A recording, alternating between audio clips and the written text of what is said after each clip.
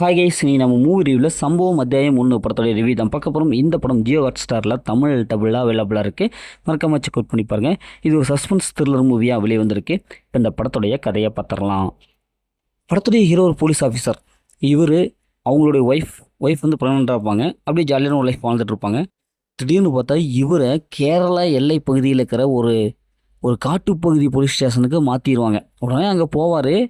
அங்கே போனதுக்கப்புறம் நிறைய விதமான பிரச்சனைகளை அவர் சந்திப்பார்.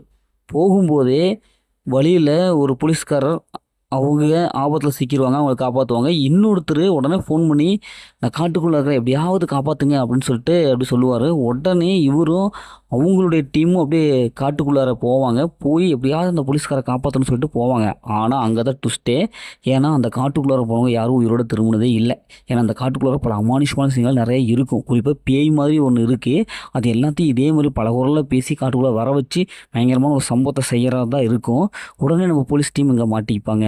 இப்போ அங்கேருந்து இவங்க எப்படி தப்பிக்கிறாங்க, இறுதியில் ஹீரோடைய லைஃப் என்னவா மாறுச்சு அப்படிங்கிறதான் இந்த படத்துடைய கதை.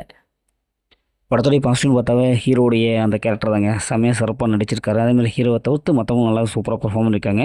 படத்துடைய ஸ்க்ரீன் பிளே பொறுத்தவரைக்கும் ஃபஸ்ட் ஹாஃப் வந்து கடைசி வரைக்கும் அடுத்தது என்ன நடக்கும் அப்படிங்கிற ஒரு ஆவலை தூண்டுது. ட்விஸ்ட்டு செம்மையாக இருக்குது. அடுத்தடுத்த சீன் எப்படி இருக்குதுன்னு நம்மளால் கெஸ் பண்ண முடியாது, அந்தளவுக்கு இருக்குது.